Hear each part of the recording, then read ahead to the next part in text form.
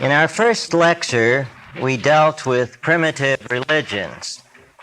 We now turn our attention to the religions of civilized societies.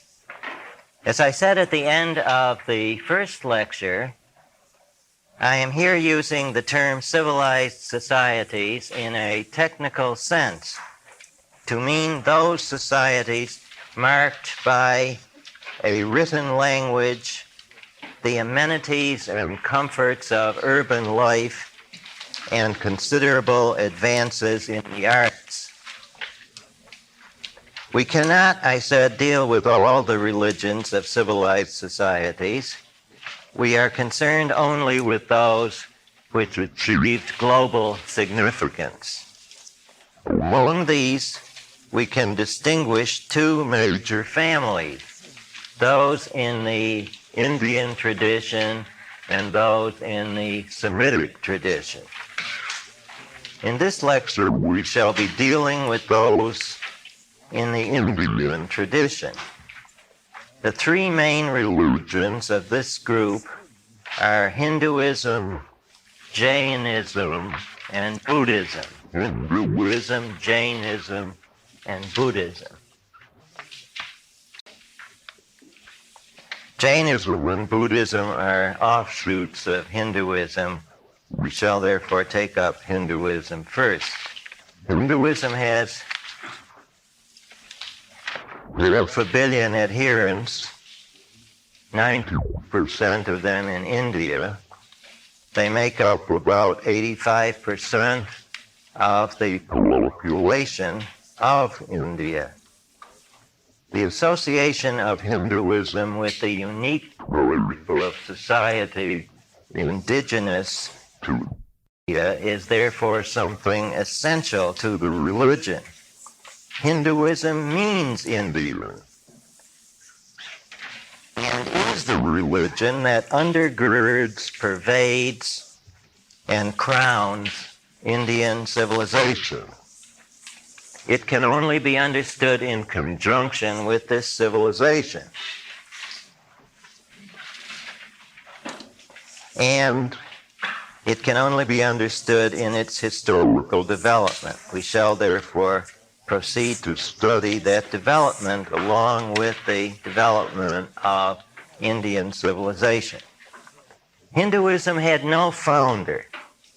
It developed along with Indian civilization over a period of about 2,500 years, from about 1500 BC to about 1000 AD.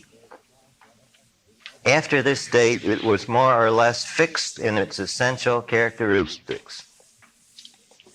Indian civilization had a precursor civilization.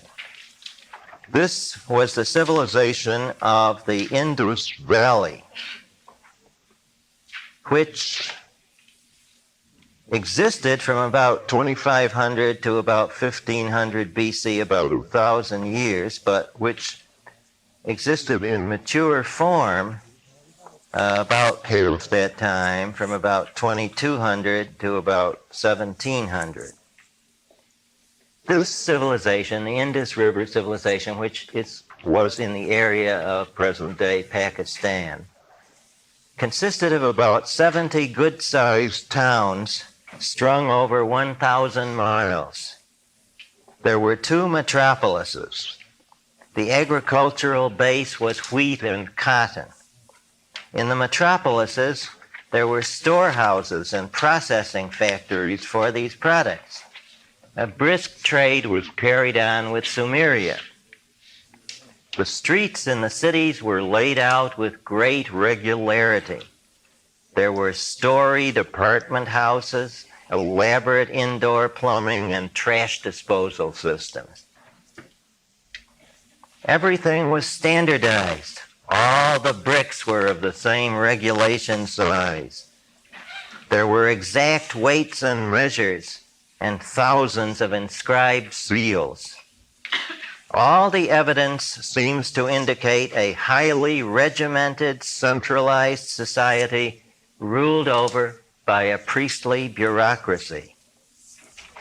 The way in which the streets are divided into major blocks in the ruins strongly suggests the separation of different occupational or kinship groups from each other.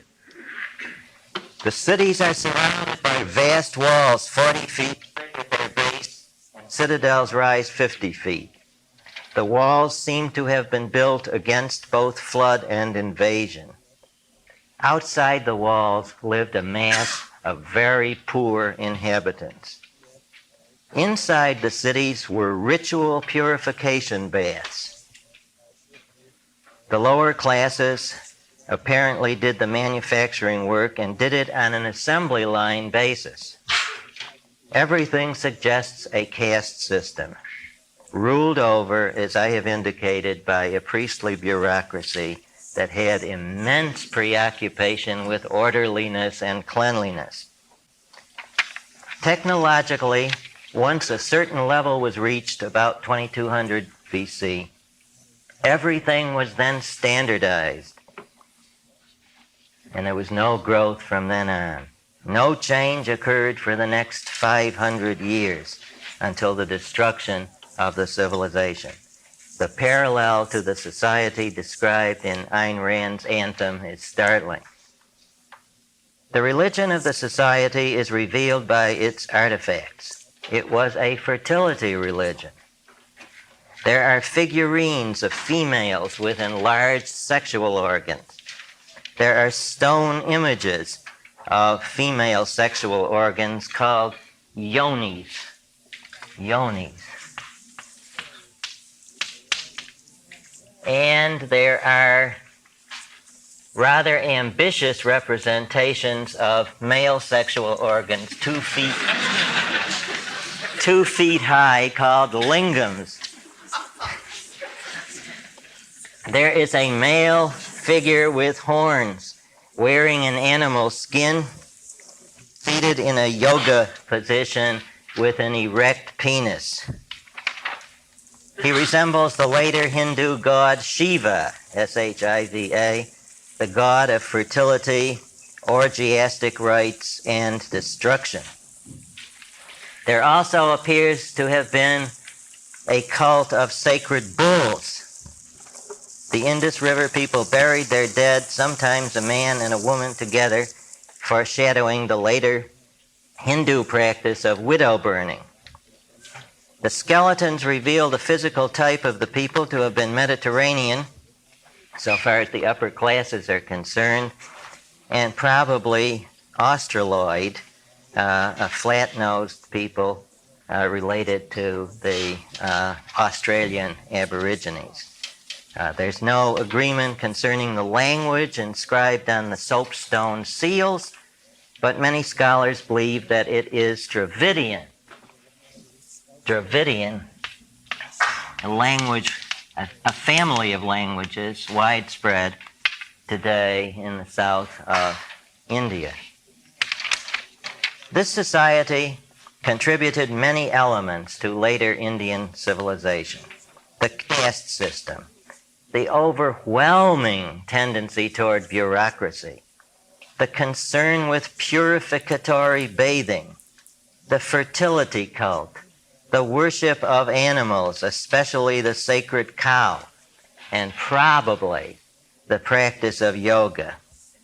An obsessive concern with regulation and control seems to have been a pervading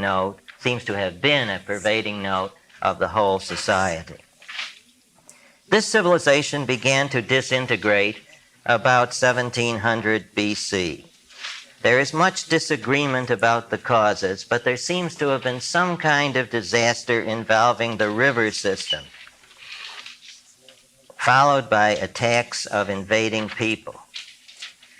The Aryans came into India from the northwest. They are the invading people, Aryans,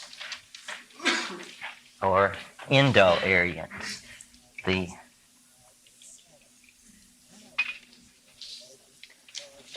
They were a semi-pastoral people who settled down wherever the grazing was good and raised crops. The cow and the horse predominated among their animals. They had tamed the horse in their probable homeland in the south of Russia, a feat requiring great ingenuity and courage. Taming the horse was a great step. They traveled in covered wagons, and they fought in two-wheeled chariots. Their social structure was patriarchal, centering in the nuclear family and spreading out to the clan, the tribe, and the people. The individual was involved in a complex network of allegiances based on mutual trust, support, and confidence. There was a class system in which the warrior caste, the second one mentioned here under point number 7, the kshatriyas, seem to have been at first on top. The priest magicians, or Brahmins, second, and the farmers, or Vaishyas, third. The society was ethnocentric and xenophobic, hospitable to insiders but closed to aliens.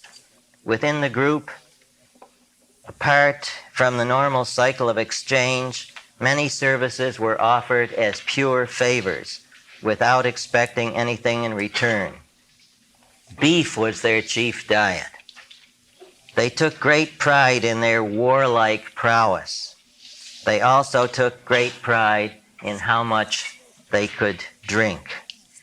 Their favorite drink was soma, S-O-M-A, a highly intoxicating beverage possibly extracted from a species of mushroom. The invading Aryans had closer cultural connections with Europeans than they did with the Indus River people. And this can be demonstrated by comparing their language with Dravidian. Now I'm going to give you the numbers 1 to 10 in a modern Dravidian language. And the numbers 1 to 10 in a modern Aryan language. This is Hindi, and this is Kannada in the south. Now, here's the Dravidian. Vandu, Yardu, Muru, Naku, Aidu,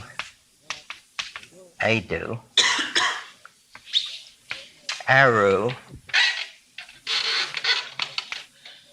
Yalu, Yentu, 9 is Ombatu, and 10 is H-A-T-T-U, Hatu. Now I'm going to give you the corresponding numbers in Hindi. Ek, do, teen, char, panch, chech, sat, at, now, or no, and das. Now, what do you see there? They're like English, Latin, French, Greek.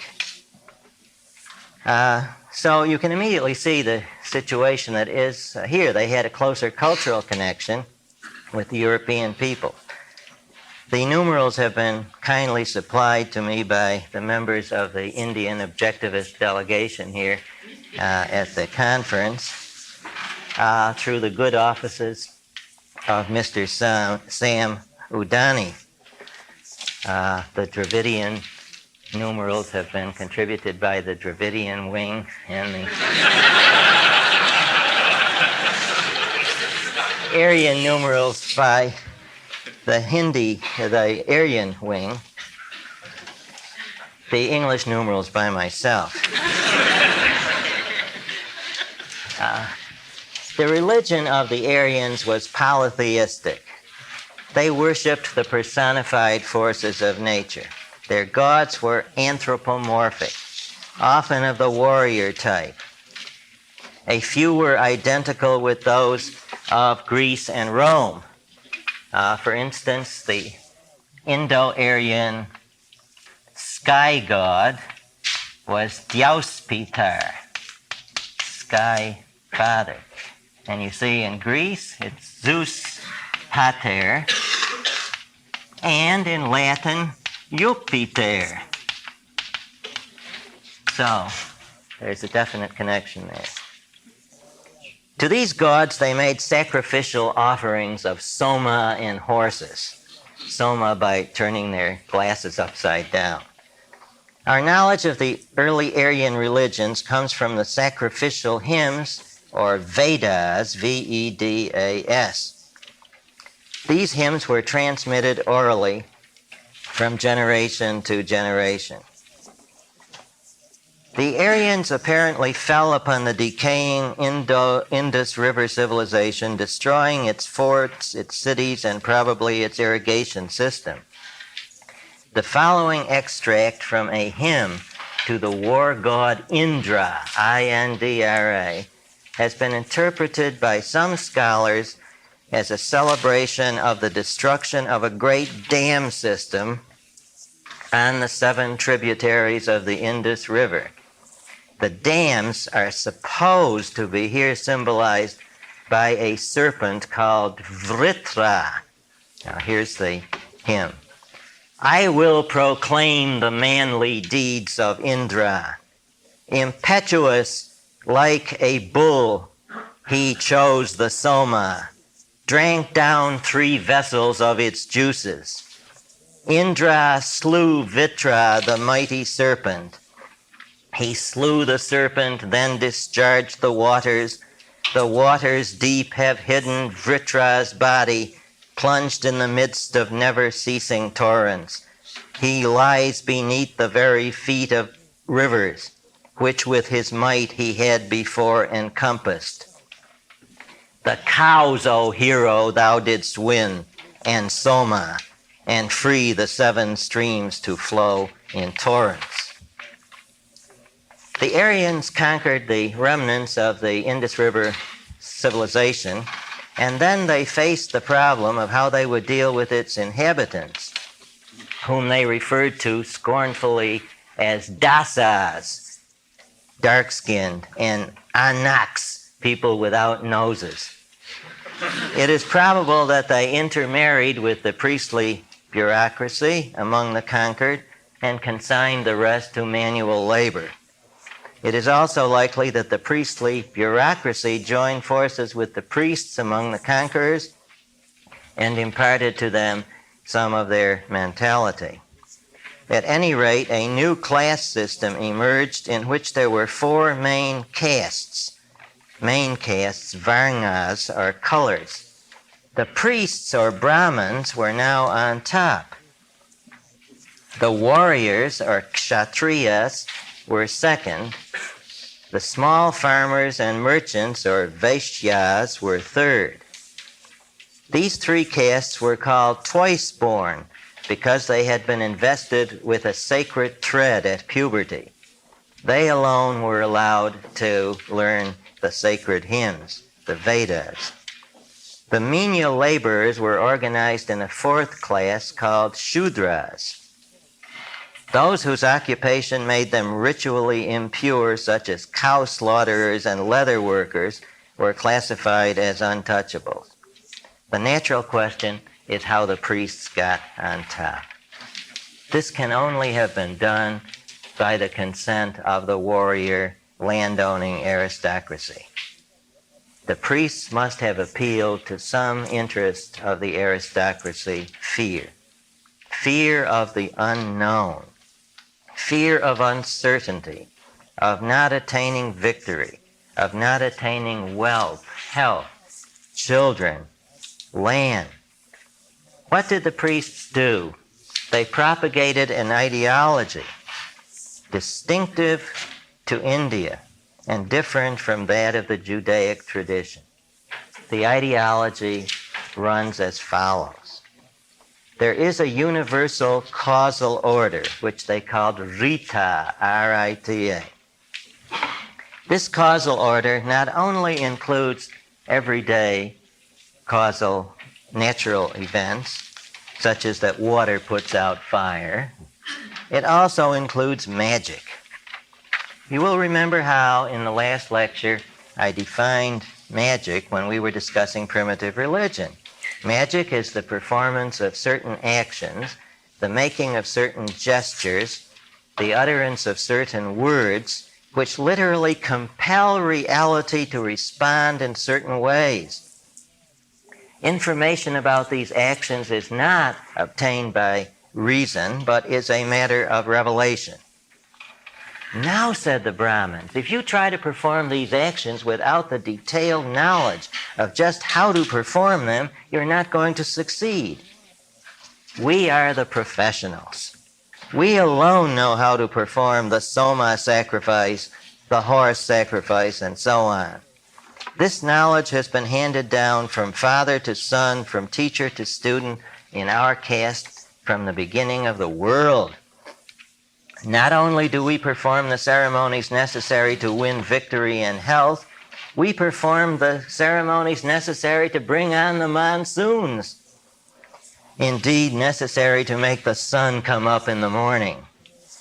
The warrior class, like true Attilas, bought this claim and all that it entailed and paid enormous fees to the most expert Brahmins for the correct performance of the sacrifices and rituals, which sometimes lasted more than a year and in which hundreds of animals were slaughtered. According to the teaching, the universe itself had been produced by sacrifice, and constant sacrifices were required to maintain it. And this called for highly trained professionals to intone the hymns with the appropriate mantras or sacred phrases, and to perform the elaborate ceremonies with scrupulous accuracy. Let me give you a couple of such incantations. To get rid of jaundice. Unto the sun let your yellowness go up. With the color of the red bull do we envelop you. Into the parrots we put your yellowness. Into the yellow-green parrots. Formula against serpents now. Let not the serpent slay us with our children and with our men. The closed jaws shall not snap open. The open jaw shall not close. Homage to the divine folk, the serpents. Homage to the black serpent. Homage to the one with stripes across its body. Homage to the brown constrictor. Homage to all the divine folk. I smite your teeth with tooth. I smite your jaws with jaw. I smite your tongue with tongue. I smite your mouth, O serpent, with mouth. See, it's the principle of association. My mouth, your mouth, I smite your mouth. Now at this point we are about 900 BC, and the religion is still very worldly. We have two bodies of scripture in place, the Vedas, or hymns to the gods, and the Brahmanas, or manuals for the priests. The Vedas and the Brahmanas. The Brahmanas are like rubric books, telling the priests what the explanation, how to apply the sacred hymns, how to perform the ritual. The hymn praises a god. Every hymn praises a god and makes a petition. The priest accompanies the hymn with ceremonies. Now here's an excerpt from a hymn to Pitu, the god of food. If you think that Hinduism started out on an ascetic note, be disillusioned by this. The hymn to Pitu, P-I-T-U, the god of food. I glorify Pitu, savory Pitu, honeyed Pitu. We who eat you and drink your juices get fatter, and our necks get longer. Since we enjoy plants and juices, oh body, may you grow fat. And since we enjoy Pitu's mixture of soma with boiled milk and barley, oh body, may you grow fat. Worldly. The purpose of all the ritual was to help us to enjoy what they called 100 autumns on earth, and at death to go to paradise where we would have more of the same. Something like Valhalla, you say. Now we come to the age of Brahmanism from 1000 to 700 BC. Called that because during that time the authority of the priestly caste was unquestioned. The religion continued to be a religion of worldly values. Wealth, love, marriage, children, food and drink, victory over one's enemies, luck in gambling, the joys of the elephant hunt, and so on. A life of 100 autumns. The only goals of life on earth were artha, power and wealth, artha, and kama, pleasure, especially sexual pleasure. Their word for manual is sutra, so you see the Kama Sutra, the derivation of this. But what were the means by which these goals were to be assured? The performance of endless sacrifices. Sacrifices with increasingly elaborate ritual paid for by heavy fees to the Brahman priest. Good luck, these people regarded as the result of good sacrifices. Some sacrifices seemed to be more effective than others. Sometimes the monsoon was delayed. These were obviously the sacrifices performed by the more skillful priests. These more skillful priests soon began to receive fatter fees, and younger priests began to come to them for instruction. Naturally, this encouraged the more skillful priests to elaborate the ceremonial ad infinitum, keep raising the tuition. The sacrifice now became more complex. Each gesture had to be carried out with precision. Each word had to be pronounced correctly and to be expertly synchronized with the accompanying gesture. Since fire was essential to all sacrifices, the invocation of Agni, A-G-N-I, the fire god, was essential. What does that word remind you of? Ignite, yes. It was the necessary means of getting into contact with the other gods. He was the control, you see. And so Agni became more important than the other gods, and soon Agni began to absorb the other gods into himself.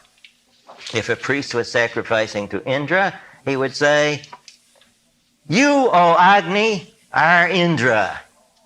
I see that's the denial of the law of identity as applied to a non-entity. You, O Agni, are Indra. But why was Agni more important? Agni was more important because he, Agni, was on the altar under the control of the priest. So it was obvious that the priest's control was more important than Agni. Now this ritual power This ritual power, this supernatural energy, was called Brahman, B-R-A-H-M-A-N, from the root br, meaning to swell, br, because the belief was that as the sacrifice was performed, the power just kept swelling in front of the priest. To expand, to be potent, is the meaning of this root. The name of the priestly class Brahman was derived from the name of the power Brahman. Now, just in what did the power of Brahman consist? It consisted in the power of the mind to control reality by means of redefining things in a desired way. For instance, the priest pointing to the fire would say the things that I have been saying. You, O Agni, are Indra. You, O Garhapatya, are the earth. Pointing to the square altar. You, O Ahavaniya, are the sky. Pointing to the semicircular altar. You, O Dakshina, are the atmosphere. Thus, reality would be recreated and remolded by arbitrary definition. So you see, these are the roots of contemporary philosophy. By ceremonial definition, wealth would be created, the roots of contemporary economics. Cows would be increased, sons begotten, consciousness became primary, reality secondary. These definitions, these statements of identity were called mantras, M-A-N-T-R-A-S. So you see, from these people way back BC, 1000 BC, down to the New Age people, it's the same idea. The mantra captured the holy power Brahman, which was the power binding a name to a thing. It was soon assumed that Brahman is the power which holds all things together. Naming is causing to be, providing that the naming is done during a sacrifice with well-formed words in which the lips, the tongue, and the palate moved exactly the right way. The word for well-formed speech was Samskrita, from which we get Sanskrita, from which we get the name of the language, well-formed words. The gods now began to lose their importance in comparison with the sacrifice. The priests taught that the gods had gained their positions in heaven by sacrificing. You see how it comes down to the interests of a professional class. Obviously, there was one thing which was now all important, Brahman, the sacred power in which all things live and move and have their being. This power was some kind of consciousness. It was controllable, and the way to control it was by sacrifice, for which one had to pay the priests. Some sacrifices lasted a whole year, accompanied by the slaughter of hundreds of animals and the performance of incredibly elaborate rituals. Any deviation from which would invalidate the whole process, require to start all over again, require the offender to be purified in a series of baths in which you had to run the water just right, and so on. This is an enormous cultural obsessional neurosis developing here. These sacrifices were not only designed to assure the patron of the good things of this world, they were designed to keep him in good health in heaven, lest he become ill there. This is after he died. You perform sacrifices to keep the dead in good health. And lest he experience what was called re-death. This is far better than the Requiem Mass system of the Middle Ages. Naturally, the priest required directions, and the directions how to perform the ritual properly were in the scriptures called the Brahmanas. To sum up, what we have in this period is a religion of this worldly values which the people tried to gain by magical means, primacy of consciousness means. We now come to point number 12, a turning point.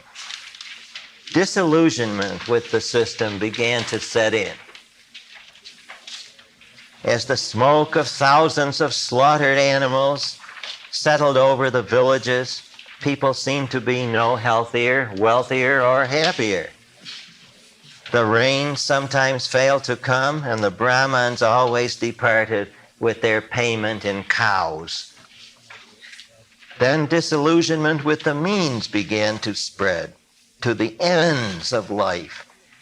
People began to get disillusioned with life itself. People began to argue.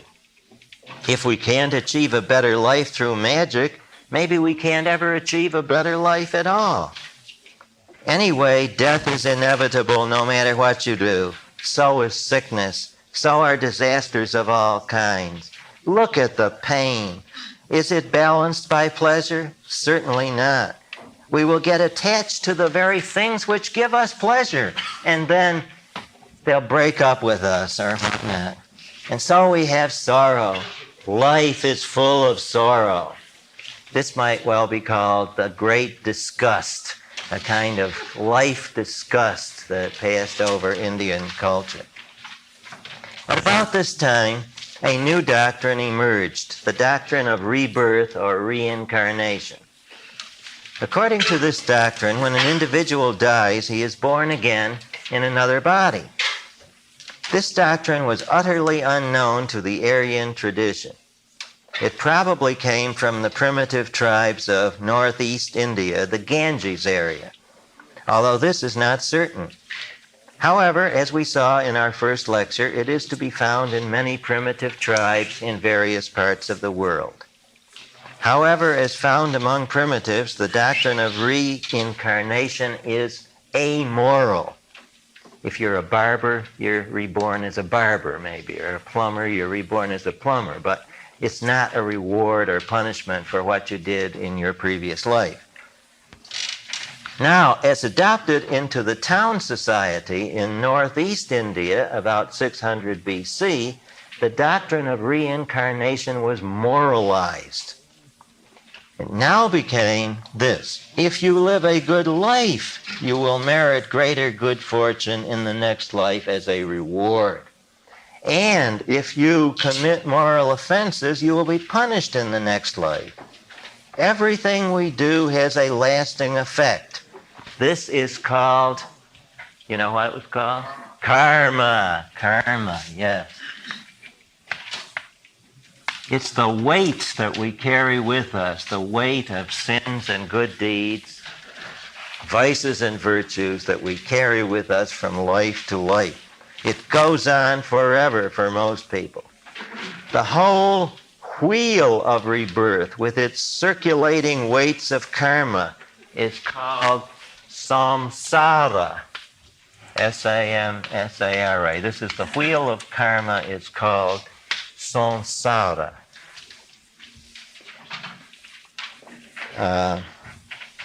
Now, as we've already shown, life is not worth living. So, we got to do something about that.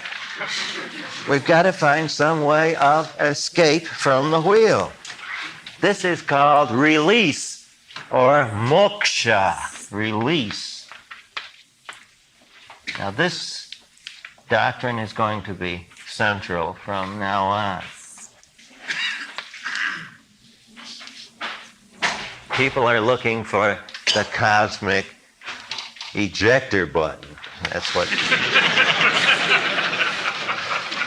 Now, this is actually the center and purpose of the religions which then began to develop. They took place in the Indian scriptures. The earliest scriptures, as I said, are the Vedic hymns. Then come the Brahmanas.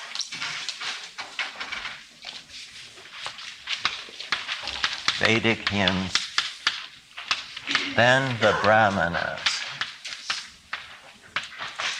Now the next step is a group of scriptures called the Aranyikas. Now, these are meditations for forest hermits that go out into the forest to meditate. These hymns begin to claim that sacrifice can be performed mentally by meditation as well as physically, and that this mental performance is just as effective as the external performance. Now, since it had been taught in the Brahmanas that the physical performance of the sacrifice could control the universe, this thought was transferred in the Aranyikas to the process of meditation, to mental performance of the sacrifice, the forming of the image in your mind. This can control the universe. In other words, meditation can control the universe. Now, the next step is to transfer the focus from meditation to the self which is doing the meditation.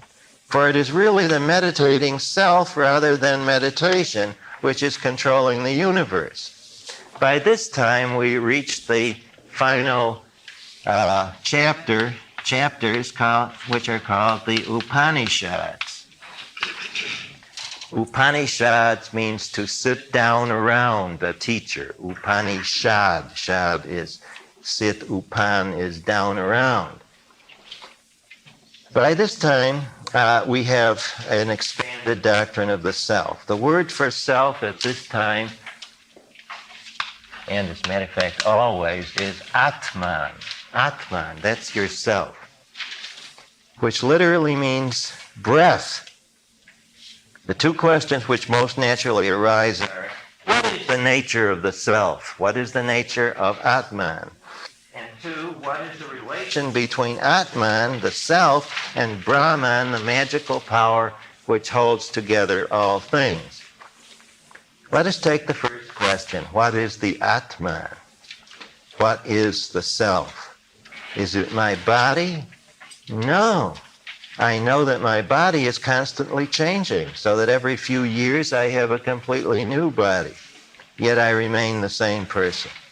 Is it my perceptions? No, they're always changing, but the perceiving self remains the same. The self must be something independent of a particular body and of its sense organs. For after all, the self, as we all know, the self can be reborn in another body with different sense organs. Well, then perhaps the real self is the dreaming self. That is the self when it is free from the distractions of the senses. However, when a man is dreaming, he is still affected by what he has experienced through his senses, for his dream images are derived from his sensations while awake. More than that, in his dreams, he suffers the same anxieties he experiences when he's awake. For instance, he may dream that he is being trampled by an elephant, the great Hindu nightmare. Well then, where is the real self to be found? One of the Upanishads tells us that a man may get a taste of the true self in two experiences: when he's in a deep and dreamless sleep, and when he is, quote, in the embrace of his dear wife, unquote. In either of these cases, he experiences a totally unified consciousness in which there is no awareness of the difference between himself and his beloved object. That verily is his form in which his desire is fulfilled, says the Upanishad. That verily is his form in which the self is, his desire, in which he is without any sorrow. In other words, what is achieved in dreamless sleep or in orgasm is consciousness without an object. A consciousness, therefore, in which there are no distractions, a momentary blissful release. This highest bliss is called Ananda, A-N-A-N-D-A.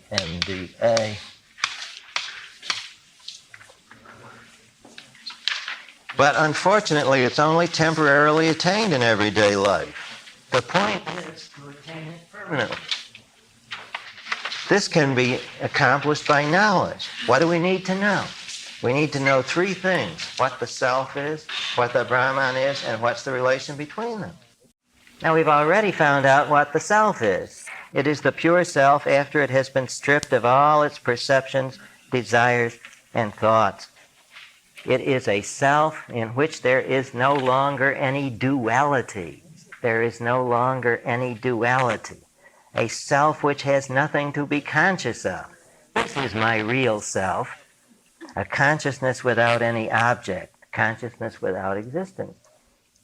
I've achieved it by stripping off the outer layers of perceptions, memories, thoughts, and desires.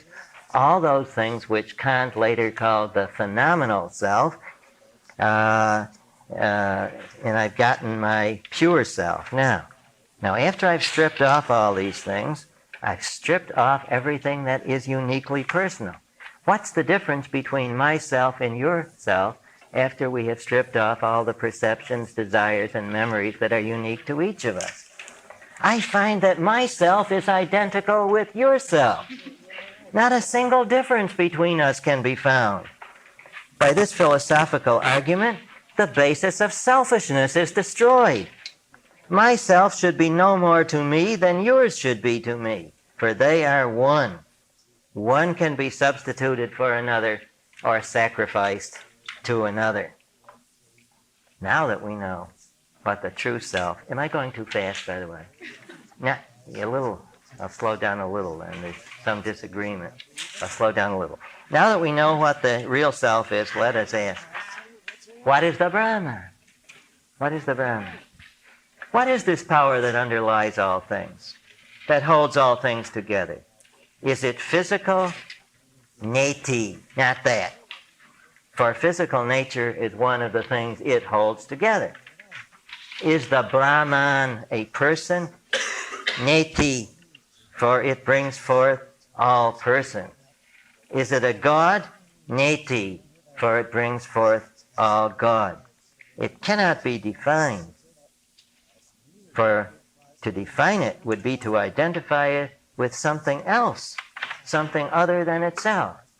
To identify it would be to identify it with something other than itself, one of the finite things which are its mere manifestation. Neti, neti, don't, not this, not that. It is beyond all distinctions. It is the one with a capital O, beyond all duality. But we've already seen that the real self has been defined as a one beyond all duality. Now, there cannot be two ones, the Atman and the Brahman, for there's nothing to distinguish them from each other. Here, then, is the supreme doctrine of the Upanishads. The Brahman is the Atman. The magical power is the self. And the Atman is you. Tat tvam asi. That thou art. Tat tvam asi.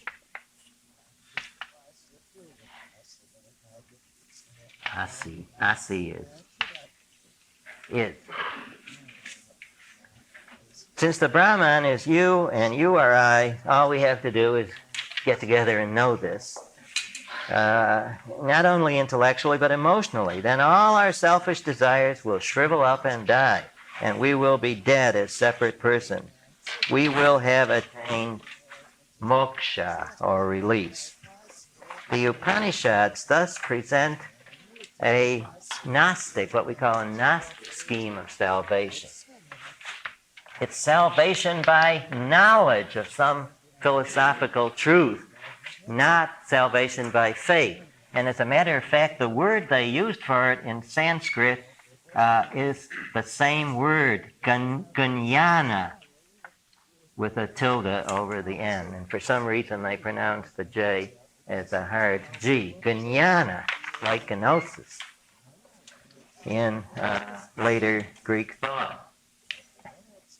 Now, this Upanishadic teaching was later summed up by Shankara, Shankara, who may be called the Kant of India. Shankara lived about 800 AD and lived to be only 32 years old.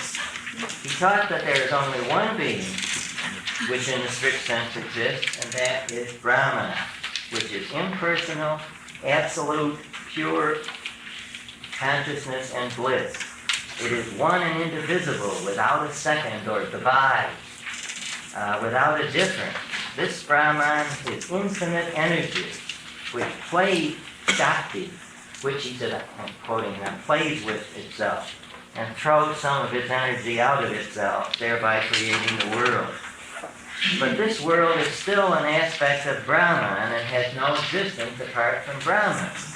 When the world is considered apart from the Brahman through ignorance, the result is called Maya, the veil of illusion, Maya. If we consider the phenomenal world as the real world, that's the veil of illusion. When seen through the veil, the Brahman seems to be a personal God. If you look at God through the veil of Maya, he seems to be a personal God, facing the world and looking at the world. This creates the illusory distinction of God, world, God, person. But really, there is only one. There is only one being, that's Brahman, and this being is beyond all definition.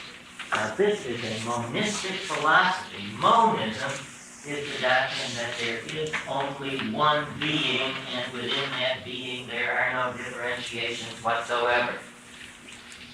When in Greek thought do we encounter this? There is only an undifferentiated one, a kind of a cosmic goo. Parmenides, exactly. Beyond, Thales would define it as water, you see.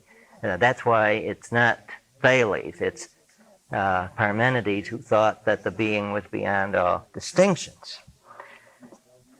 Philosophy in question that we have now reached is called non-dual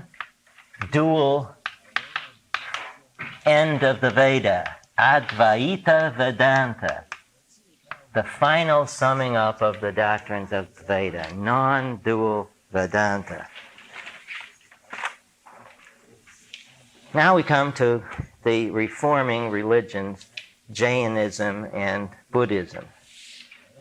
About the year 500 BC, we see the rise in the Ganges basin of two new religions whose teachings are such as to exclude them from Hinduism. They both reject the whole body of Hindu scriptures. They reject the Vedic hymns, the Brahmanas, and the Upanishads. They reject the caste system and the animal sacrifices. But they retain the doctrines of reincarnation and release from the wheel. They both teach a formula for release, but these formulas are different, and so are the metaphysical views on which they are based. Let us look at Jainism first. Jainism was founded by a man called the Mahavira, or Great-Souled One, a member of the warrior caste who left his family to become a wandering ascetic. He achieved what he called enlightenment after 12 years. He preached his new doctrine and at his death left 500,000 followers. There are 2 million of his followers in India today. They hardly exist outside India, but their doctrine is important because it embodies in the purest form certain principles which appear elsewhere only in a diluted or watered-down state. The whole intent of the founder was to present a concrete, practical way of release from the wheel of birth, how to get out of the wheel of rebirth. The way he proposed consisted of practical acts, not meditation. And this was because of the metaphysical system which he embraced, radical mind-body dualism. According to this doctrine, there are 2 kinds of stuff in the universe, mind and matter. Mind is conscious, and occurs in the form of little centers of consciousness called jivas, or life monads. Any resemblance to jive may be well founded. These are eternal and indestructible. There are quintillions of them in the universe. Matter, on the other hand, exists in the form of extended shaped atoms. These have mass. The atoms have mass. Now, some jiva is to be found in all matter, but the highest types of jiva are to be found in living matter, plants, animals, and men. All these can feel pain, and pain is the supreme evil. Now, the universe is arranged in such a way that the jiva of the being who inflicts pain upon any other being, the jiva of the pain inflictor, is invaded by karma. And karma is a kind of sticky stuff which weighs down the soul and postpones its release. So every time you give pain to any other living being, you get a dose of sticky karma. Now, the soul without any karma is perfectly transparent. What David Kelly called the diaphanous model is obviously at work here. The soul without any karma is perfectly transparent. But karma is colored and soils the soul with stains of color. Black karma, for instance, is characteristic of mean, cruel, nasty people. Sadistic, merciless people. Dark blue karma of sensual, greedy people. Dove gray karma of angry people. These karmas all come from bad deeds. But there is some karma that comes from good deeds. This is because whenever you do a good deed, you will hurt or annoy someone who didn't want the good deed to be done. The results are red karma, which is characteristic of honest, benevolent people.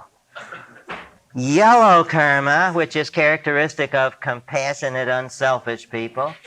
And at the highest stage, kind of milky white karma, which is characteristic of dispassionate, disinterested, absolutely impartial people. Now, if you accumulate karma by doing evil deeds, good deeds, or neutral deeds, how do you think you can avoid karma? By not doing anything at all. Exactly. This is the Jain ideal.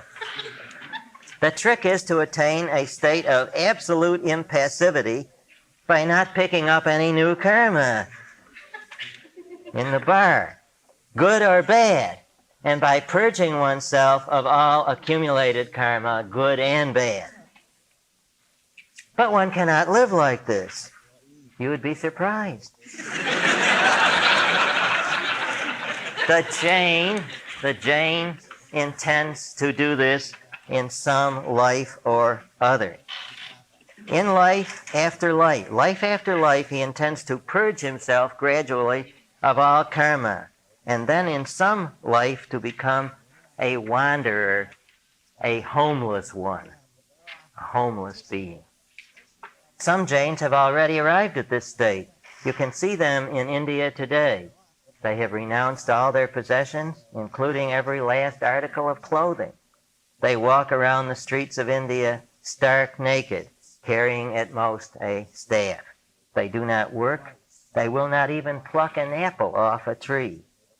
When they arrive at a Jain home, as people who haven't reached this high state, the laity, you see, their co-religionists simply pour food into their open hands, and the Jains eat. The Jain ascetic will just eat out of his hand, standing up like that. Eventually, these wandering ascetics will reach the stage of complete detachment, at which point they will deliberately starve themselves to death and enter into complete release. Now, what kind of life does the Jain layman lead, the guy who's not anywhere near the top? Well, he tries to live a life of ahimsa, which means non-violence. Non-violence. Now, talk about the effect on Western civilization. We're beginning to get to it. He will not engage in warfare. He is a complete vegetarian. He watches carefully as he walks, lest he step on the smallest insect. He often wears a gauze mask over his mouth, lest he accidentally inhale a passing gnat. He shows the greatest reverence for the holy homeless ones, and he supports them. For a Jain, moksha, or release, is defined as a state of complete isolation, or kaivalya, complete isolation.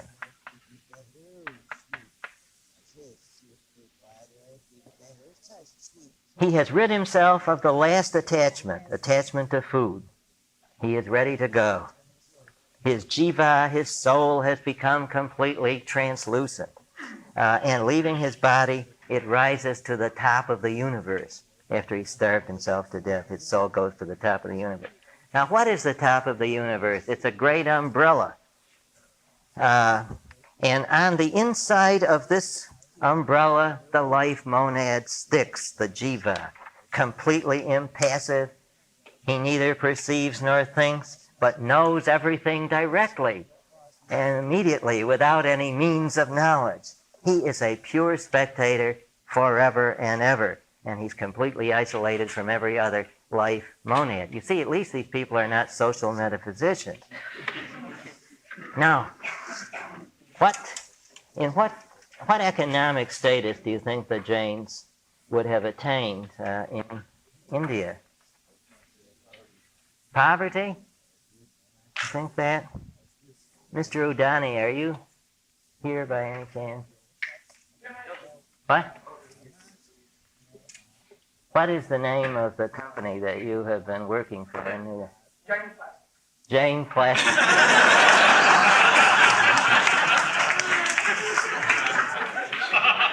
Now, how much of the manufacturing companies in India, what percentage?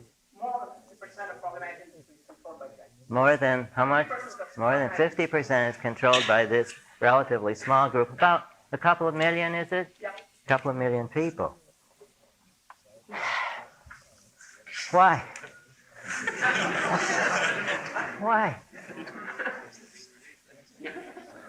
Well, the Jains are excluded from agriculture by their fear of killing worms and insects.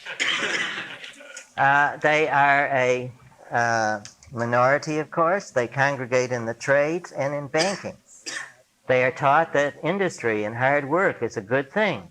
They industriously accumulate as much as possible good karma, contributing lavishly to charities and supporting the homeless ones.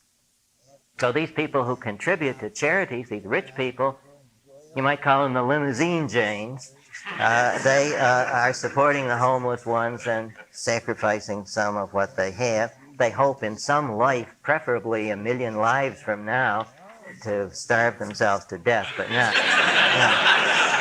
immediately. Now, let me give you a brief list of the ideas you can see embodied in extreme form in Jainism.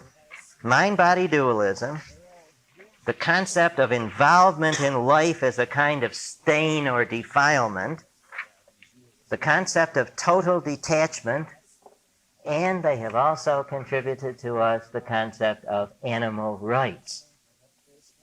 The concept of ahimsa, or nonviolence, it was from them, from the Jains, was it not, that Gandhi learned this doctrine of nonviolence. The concept of life as a kind of annoyance which we must rid ourselves of so that we can become pure contemplators and no more gnats. We'll be completely isolated. Well, now let's pass to Buddhism. Buddhism, like Jainism, and unlike Hinduism, is not a natural growth. It did not evolve from the customs of society. It is a system of thought and practice carefully worked out by a teacher who gathered round himself disciples and who founded an institution for the propagation of his views. This man has been known throughout history as the Buddha or the Enlightened One. There are some people, of course, who question his very existence, but I'm going to assume there really was a historical Buddha. He flourished around 500 BC in the northeast of India. He was the son of a Raja, a ruler, the ruler Rex Raja, of a small kingdom on the border of Nepal. He came from the warrior caste. His family was rich and powerful, and they saw to it that he led a sheltered life of luxury. He had a beautiful young wife and son. The family expected him to succeed his father as Raja.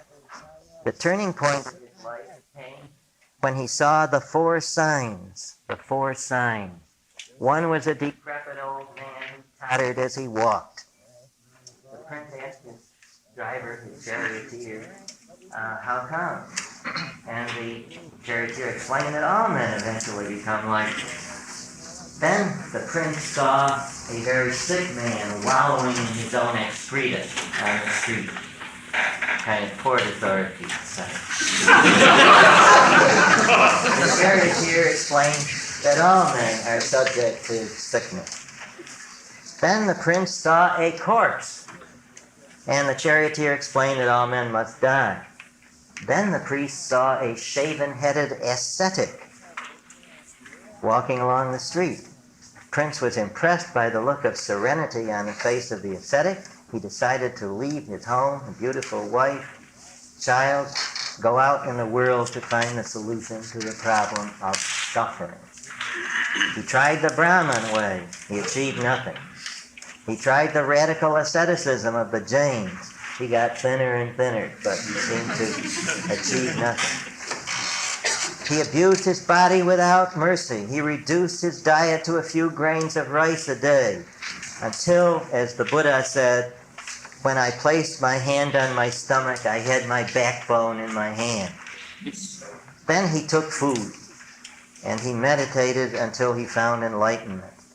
Then he gathered disciples, imparted his teachings to them, and shaped them into an order of monks. He taught for 45 years before he died. His order gathered laymen around it and became a vast movement, eventually the dominant religious force in Southeast Asia. Now the following is a summary of the teaching of Buddha as codified by a council of Buddhists of 250 BC. The metaphysics. First, there's a general metaphysical position. The universe is eternal. There is no God in the sense of creator, supreme ruler. So here is a religion without a God, a real supreme being. The universe is composed of events occurring in microseconds. There are no enduring physical entities, even though there appear to be. Here his position is the same as an exact contemporary of his in ancient Greece. There's no permanence, who taught that? Heraclitus. Lived at the same time. Neither are there enduring selves. What appear to be enduring selves are aggregates of physical forms, sensation, habit. These are called the component bundles, or skandhas, S-K-A-N-D-H-A-S, skandhas, making up the self.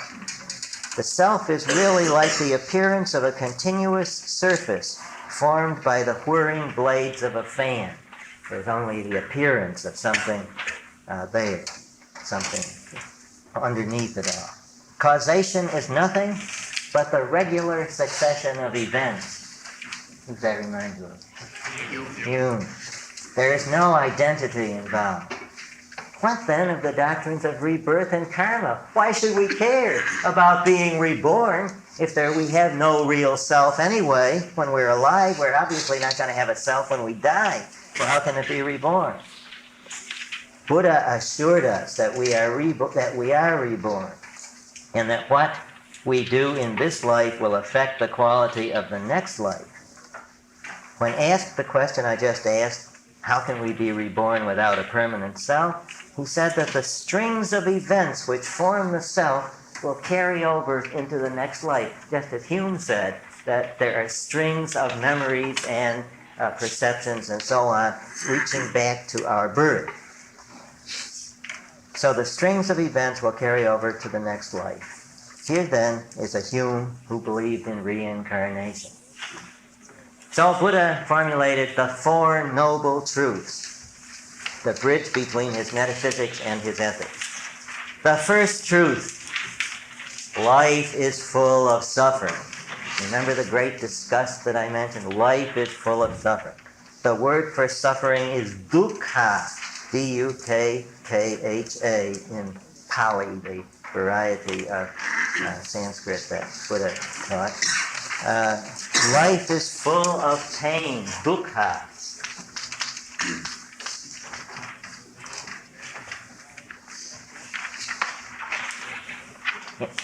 Pain includes longing and frustration and separation from the pleasant. This is the noble truth of suffering, the noble truth of suffering. Second truth, suffering is due to desire, clutching, wanting to hold on to passing pleasures as if they could be permanent. This is the noble truth of the origin of suffering, desire. Third truth, suffering ceases with the cessation of desire. This is the noble truth of the cessation of suffering. Fourth truth, there is an eightfold path which leads to the cessation of craving. What that is we shall see in a moment, but it's obviously the practical application of the first three truths. Now it's obvious that the distress of craving is caused by ignorance, the ignorance of him who thinks that the objects of desire are anything. The formula of misery is the following. Ignorance leads to will to action, which leads to consciousness, which leads to physical existence, which leads to the five senses, which leads to contact, which leads to feeling, which leads to craving, which leads to desiring, which leads rather to attachment or grasping, which leads to worldly existence, which leads to birth, which leads to decay, death, grief, lamentation, physical dejection, and despair. This formula is called the law of dependent origination. Its opposite is the formula of enlightenment, which means release from suffering, release from the wheel of rebirth. Enlightenment can come from following the noble eightfold path. Right understanding, first of all. The understanding that nothing is permanent. Right attitude, accept it, and renounce all hope of changing it. Right speech, abandon all frivolous talk and gossip. Right morality, do no injury to living things. Do not steal, do not engage in sexual immorality, do not lie, do not drink intoxicating drinks. Right occupation or livelihood. Do not be a butcher or a slave dealer, a caravan trader, a publican, or a poison seller. Those are his words. Right effort. Keep a guard over your mind, discourage good thoughts, and suppress bad ones. Right mindfulness. Avoid bad sense perceptions. Don't see anything bad. Right concentration. Achieve a feeling of purity and inner peace. I'll give you just a little sample now of his words. O priests, the learned and noble disciple conceives an aversion for the eye, conceives an aversion for forms, conceives an aversion for the impressions received in the eye. He conceives an aversion to the ear, conceives an aversion to sounds, and so forth and so on. Then we have finally, the final institution of Buddhism, the religious order of monks. The monks are closest to the Buddhist ideal of release, or moksha, which is called nirvana, N-I-R-V-A-N-A. It's the cessation of craving. When the flame of attachment is blown out. And this you can achieve in life, the complete cessation of craving by knowing the truth when the craving is blown out. For a time, you remain as a living Buddha. You have achieved nirvana, yet you're still alive. But since you now lack all desire, your body begins to disintegrate. And after a few years, you die. This is called para-nirvana, dying after having achieved nirvana. Now, everybody's goal should be nirvana, the blowing out of the flame. This nirvana can, under ordinary circumstances, be attained only by the monk or nun.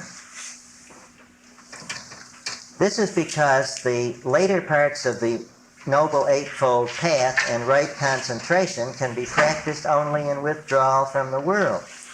The Buddhist world is therefore divided into the ordinary laity and the order, Sangha, S-A-N-G-H-A. The layman simply obeys 5 commandments, the Buddhist layman. Prohibitions against taking life, drinking intoxicants, lying, stealing, and unchastity. He cultivates the virtues of kindness, affection, temperance, consideration for others, and pleasant speech. He supports the order, and he hopes in some future life to be a monk or nun.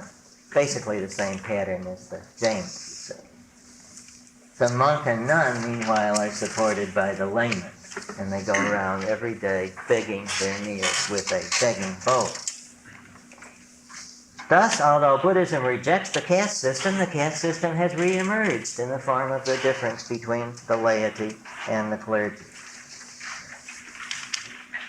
The basic principle always affirmed by Indians is that he who devotes himself to a religious and intellectual life should not only be respected, but also supported by the rest of the world. That is, the intellectual class achieving the love of higher truth, loving higher truth and achieving it should be supported by the rest of the people. This class is to be separate, whether entered by birth or by merit. The holy man is honored not so much because he will render a return service, but to honor him is a good thing which sooner or later will bring reward to oneself. Now, I have been talking about the Southern or Orthodox form of Buddhism, which is called Theravada, the way of the elders, which is predominant in Southeast Asia. But there's also another form of Buddhism, which I don't really have time, obviously, to go into at any length, and this is the Mahayana Buddhism, which means the Buddhism of the greater vehicle. Now, the key concept in Mahayana, or greater vehicle Buddhism, is the concept of the Bodhisattva. The Bodhisattva is a guy on his way to nirvana. He just gets to the edge of nirvana, and he decides not to do it. Not to do it. Why not?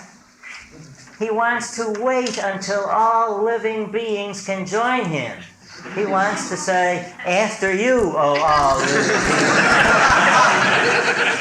I will be unselfish, totally unselfish. I will not achieve the supreme good, which is release. I will not achieve that until all of you have achieved it first. And meanwhile, I'm going to work for you guys. I'm going to be reborn in life after life and be your guide. Or in some pre-nirvanic heaven, far away, I will be your intercessor, and you can pray to me by offering up the equivalent of masses and rosaries and things like that. And ultimately, we will go together into nirvana. So that's the central doctrine of Northern Buddhism. Our task in closing is to determine what is the generic Indian pattern of religion. I'm just going to be a few more minutes, a couple of minutes. The Indian pattern of religion is based on revelation, like the Semitic pattern, which is going to come next. But it's a revelation which is a kind of intuitive insight into the nature of the universe, rather than a thundering out of heaven. thou shalt not. In the Indian pattern, a seer or privileged ecstatic visionary is ushered into another realm. He sees something which is veiled to other men. He then expresses this knowledge in a song or poem. The word Veda means wisdom or knowledge. Indian religion is wisdom religion. The wisdom is transmitted from teacher or guru to student. It is like the tribal secrets that are transmitted at an initiation ceremony. The other word is jnana, which I put up on the board, equivalent to the Greek gnosis, meaning knowledge. There's no divine revealer, no Mount Sinai, no threats to the unbeliever, very little, if any, appeal to faith. Secondly, there are hundreds of schools and sub-schools in Indian religion. All these schools contradict one another, yet the tendency is to ignore the contradictions and to claim that they are, in a higher sense, one. The Indians thus blithely ignore the laws of identity, contradiction, excluded middle, to such a degree as to make Hegel appear a pious Aristotelian. Thank you.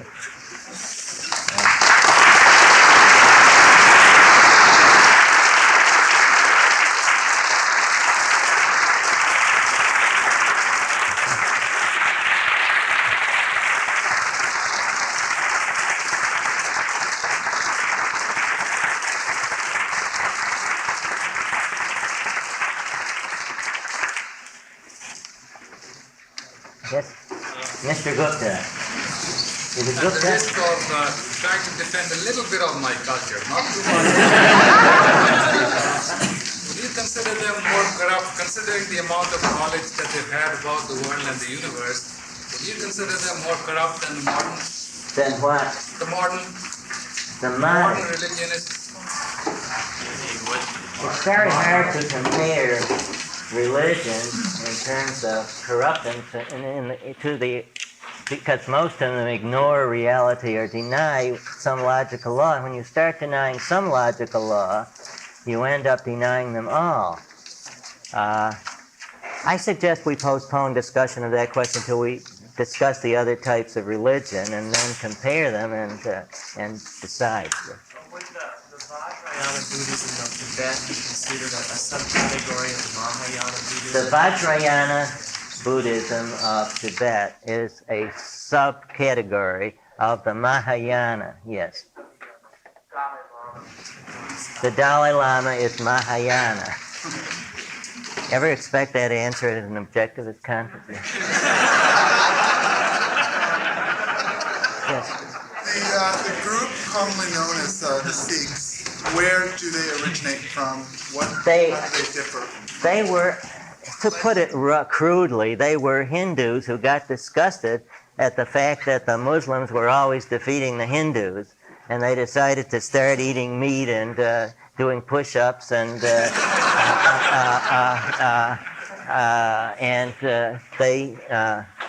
they're aggressive, as you know, and they believe in going to war to defend oneself, and they renounce all nonviolence. So they came much later, and I didn't have time to go into them. I'm sorry, but they are a form of Hinduism who resemble the Muslims in some respect. They do not have any sacrifices. They have a holy scripture which they venerate. Yeah. Those of us who haven't really studied Eastern religions or Eastern philosophy often just hear the contrast between what the Greeks arose out of the vast background of Oriental mysticism. Now, what I'm wondering, having heard this today, is to what extent is the, quote, vast background of Oriental mysticism a product of these Indian philosophies? Are there other roots of it than just the Indian philosophy we discussed today? It cannot be verified with certainty that there was a real influence of India on Western philosophy.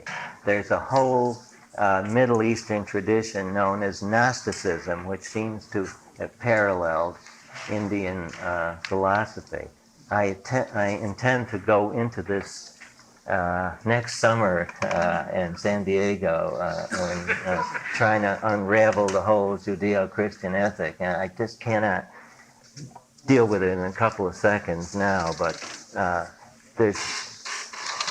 there's obviously a background in primitive religion to all of this, and I'm going to try to illustrate that as I go along. Yes. Who are the Taoists? The what? Taoists? The Taoists. T-A-O-I-S-T. They don't belong to this tradition at all. They are in China, and although there may have been influence back and forth, and although there are some similarities, they don't belong to this tradition. Bob? Had the Brahmins bankrupt the entire economy? Is that what brought on the Great Disgust? Well, there was some element of that in the Great Disgust. It was what I call the Great Disgust. It was part of the disillusionment with the priests and the sacrifices. I won't say that was all, because they were disgusted by the continual slaughtering of the animals, whole herds of hundreds and sometimes thousands of horses and so on, and the bloody mess that was all around, and the smoke, the sacrifice smog, let's call it. Sacrifice smog resting over the villages. Yes. From what I know of this difference between Chinese and Indian culture, Chinese culture seems much more this worldly compatible. And I wondered if you could, in a few words, comment on the difference between religion in China and religion in India, as possibly the origin of those differences. I cannot in a few words do that. I'll try to think it over and see if I can, before the end, say something about that. But it has partly to do with the fact that the Chinese are intensely practical in their orientation, and they're real thoroughgoing nominalists. And they do not conceive things in these broad terms. The Taoists that this gentleman mentioned a few minutes ago are the closest of the Chinese to the Indian point of view. Any more questions? Yes. Could you just clarify one thing? You said that under this pattern there's no divine revealer. How do you get from that to Hinduism as a practice together with kind of gods and person gods? The man who wants to find out about God goes into a kind of ecstasy or trance or meditation. He looks into the other realm. It isn't that God comes breaking out of the beyond and saying, I am the Lord thy God who brought thee out of the Indus civilization, or anything like that. So God doesn't have the initiative in revealing. Man is a sort of theological Columbus who discovers God and then comes back and tells it to a few of his disciples who are Upanishad, who are sitting around him. So it's a religion of knowledge rather than of authoritarian revelation. Now, it's not reason either, you see, but it's the transmittal of a kind of insight or intuition. George. This is a basic God that has no direct interference in life. Just there, it's contemplating or doing nothing else. Couldn't care less. Yes. Why has there been a recent resurgence of these kind of religions in the form of the New Age movement? Well, the New Age movement is Shirley MacLaine and all that, is really Indian in form. And it teaches, among